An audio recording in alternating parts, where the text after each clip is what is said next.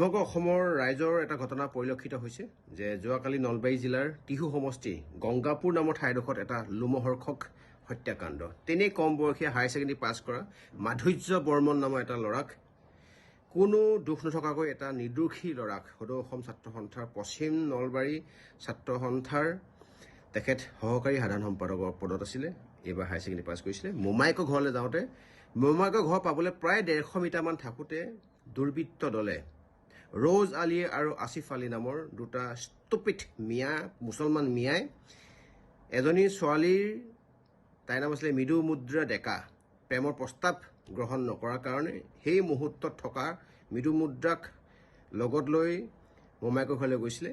সেই মুহূৰ্ততে মৃদু মুদ্ৰাক আক্ৰমণ কৰিছে। মৃদু মুদ্ৰা আৰু মাধুৰ্য বৰ্মন দুইজনক ব্যক্তিকে উপৰ্যুপৰি আক্ৰমণ কৰিছে, চোকা অস্ত্ৰৰে আঘাত কৰিছে। আৰু যিটো ভিডিঅ' ইতিমধ্যে মোক মোমায়েকে দি পঠিয়াইছে ইয়াৰ পৰা নলবাৰীৰ পৰা। একচুৱেলি মাধুৰ্যৰ ঘৰ হ'ল চামতাত আৰু গংগাপুৰৰ মোমায়েকে মোলৈ দি পঠিয়াইছে যিটো ভিডিঅ' আপুনি না চাব পাৰে, না আপুনি কাৰোবাক দিব পাৰে, না ইয়াত আপুনি আপলোড কৰিব পাৰে।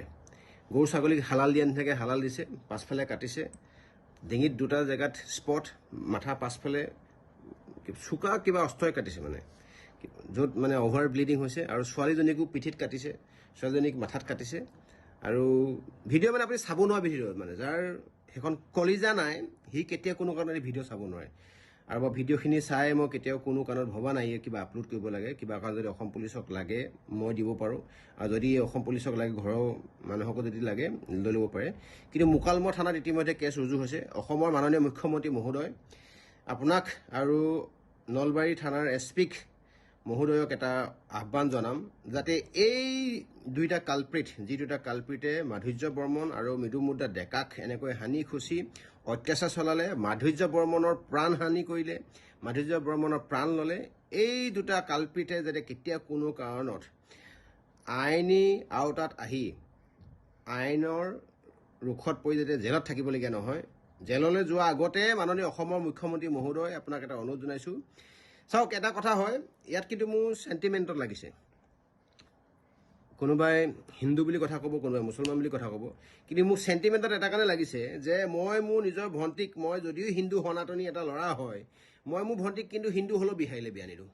মই মোৰ ভণ্টিক হিন্দু হ'লেও মই বাহিৰৰ মানুহলৈ বিয়া নিদিওঁ। তেনে স্বত্ৰত একে ধৰ্মৰ মানুহৰ মাজত আমাৰ অসুবিধা থাকিব পাৰে। ধৰ্মৰ মানুহৰ মাজত মন নিমিলিলে, সংস্কৃতি নিমিলিলে বিয়া দিয়াৰ ক্ষেত্ৰত, ভাল পোৱাৰ ক্ষেত্ৰত পেৰেণ্টছৰ অবজেকশ্যন থাকিব পাৰে। ধৰ্মৰ বাহিৰত গৈ তাকো মিয়া মুছলমান এটাক, খিলঞ্জীয়া মূলসুঁতি অসমীয়া আৱেগ অনুভূতিৰ লগত জড়িত থকা খিলঞ্জীয়া মুছলমান মানুহৰ ছোৱালীকে আপোনাৰ মিয়া মুছলমানলৈ বিয়া দিব নিবিচাৰে। গতিকে এইখিনি কথা জনাটো প্ৰয়োজন আছিলে যে বাউণ্ডেৰী পাৰ হৈ আসিফ আলী আৰু ৰ'জ আলী আহি আমাৰ থলুৱা খিলঞ্জীয়া এজনী অসমীয়া হিন্দু যুৱতীৰ ওপৰত অত্যাচাৰ চলাব, লাভ জেহাদ চলাব, ইয়াক কেতিয়া কোনো কাৰণত কিন্তু মানি ল'ব পৰা নহ'ব। গতিকে মাননীয় মুখ্যমন্ত্ৰী মহোদয়, আপোনাক এটাই অনুৰোধ জনাম এই ভিডিঅ'টোৰ যোগেদি আৰু SP মহোদয়ক, যে দুদিনৰ ভিতৰত আমি আসিফ আলী আৰু ৰ'জ আলীক, সিহঁতেতো ইণ্ডিয়ান পাছপৰ্ট ব্যৱহাৰ কৰি ভাৰত বাহিৰ হৈ যোৱা নাই, অসমতে আছে। নহ'লে যদি কিবা কাৰণত লুকাই মেলি থাকিলে তেতিয়াহ'লে হয় শ্বিলং যাব, নহ'লে নিয়েবাই কোনোবা এটা গাঁৱত থাকিব। আমি বিচাৰিছোঁ যে দুদিনৰ ভিতৰত দুধ কা দুধ পানী কা পানী, যেনেকুৱা ধৰণৰ হিচাপ হৈছিলে ঠিক যেনেকুৱা ধৰণৰ শাস্তি, তাতকৈ 10 টাইমছ বেছি শাস্তি দি মাৰক। আৰু আশা কৰিছোঁ চিধা চিধিকৈ এনকাউণ্টাৰে হ'ব লাগে, আৰু বেলেগ একো বিচৰা নাই।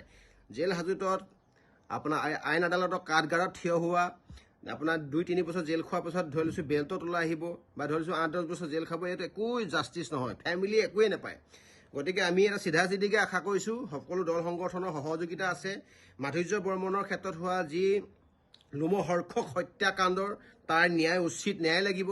মাধুৰ্য বৰ্মনৰ পৰিয়ালৰ লগত ইতিমধ্যে মোৰ যোগাযোগত আহিছোঁ। মাধুৰ্য বৰ্মনৰ পৰিয়ালে ৰাইজৰ পৰা, দল সংগঠনৰ পৰা, চৰকাৰৰ পৰা, অসম পুলিচৰ পৰা ন্যায় বিচাৰিছে। আৰু এনেকুৱা ধৰণৰ ঘটনাত যদি চিধা চিধিকৈ যদি ষ্ট্ৰেইট ফৰৱাৰ্ডলি যদি আপোনালোকে যদি তাৰ যদি উত্তৰ নিদিয়ে, দুটা চাইডে যদি বুলেট খৰচ কৰি নিদিয়ে, দুটা চাইডে বুলেট নহয়, পূৰা মেগজিন খালী কৰি দিব লাগে। আমি বিচাৰিছোঁ অসম চৰকাৰৰ পৰা, গৃহ বিভাগৰ পৰা, যাতে দুদিনৰ ভিতৰত এই ৰ'জ আলী আৰু আসিফ আলী, যি দুটা ল'ৰাই এই কণমানিজনীক ৰাস্তাত ধৰি আপোনাৰ চোকা অস্ত্ৰৰে চুৰিকাঘাত কৰিলে ছোৱালীজনী ইতিমধ্যে কি কয় মেডিকেলত ভৰ্তি হৈ আছে খুব বেয়া অৱস্থাত ICUত আছে গতিকে আমি বিচাৰিছোঁ যে এই মাধুৰ্য বৰ্মনৰ এই ঘটনাৰ লগত জড়িত থকা দুইটা মিয়া মুছলমানক এতিয়া খিলঞ্জীয়া মুছলমানে কিন্তু এইখিনি কথা গাত পাতি নল'ব কাৰণ বিহাৰী বঙালী মাৰোৱাৰীৰ ক্ষেত্ৰত যেতিয়া কেতিয়াবা আমাৰ ঘটনা পৰিঘটনা আমাৰ ভগ্নীৰ ওপৰত যেতিয়া অত্যাচাৰ চলায় হিন্দু সনাতনী হ'লেও কিন্তু আমি তেওঁলোকক আমি ধৰোঁ কেতিয়া কোনো কাৰণত আমি ধৰ্মৰ পক্ষৰ পৰা কেতিয়া কোনো কাৰণত বিচাৰ নকৰোঁ গতিকে এই মিয়া মুছলমানৰ ক্ষেত্ৰত যদি কোনো খিলঞ্জীয়া থলুৱা অসমীয়া আবেগ অনুভূতিৰ লগত জড়িত থকা কৃষ্টি সংস্কৃতিৰ লগত ৰজিতা খুৱাই জীয়াই থকা থলুৱা অসমীয়া খিলঞ্জীয়া মুছলমানে এই ক্ষেত্ৰত কেতিয়াও কোনো কাৰণ হকা বাধা নিদিব আপোনালোকেও ছাপোৰ্ট কৰক এনেকুৱা ধৰণৰ কালপ্ৰিতক এনেকুৱা ধৰণৰ অসমীয়া আবেগ বিৰোধী অসমীয়া স্বদেশ আৰু স্বজাতিৰ স্বাভিমানৰ বিৰোধী যিকোনো ধৰণৰ মিয়া মুছলমানক যদি কেতিয়াও কোনো কাৰণত ইয়াত জীয়াই থাকিবলৈ নিদিয়ে তাৰ কাৰণে মাননীয় অসমৰ মুখ্যমন্ত্ৰীক মই আহ্বান জনালোঁ আৰু 1000 বাৰ আহ্বান জনাম যাতে দুদিনৰ ভিতৰত এই আপোনাৰ দুইজন অপৰাধীক যাতে ৰাইজে দেখাকৈ যাতে উচিত যাতে প্ৰত্যুত্তৰ যাতে অসম চৰকাৰে দিয়ে তাৰ কাৰণে আশা কৰিলোঁ ধন্যবাদ জয় অসম আৰু মাধুৰ্য বৰ্মনৰ আত্মাই চিৰশান্তি লাভ কৰক বিদেশ আত্মাই চিৰশান্তি লাভ কৰক আৰু জাষ্টিছ ফৰ মাধুৰ্য বৰ্মন ধন্যবাদ জয় অসম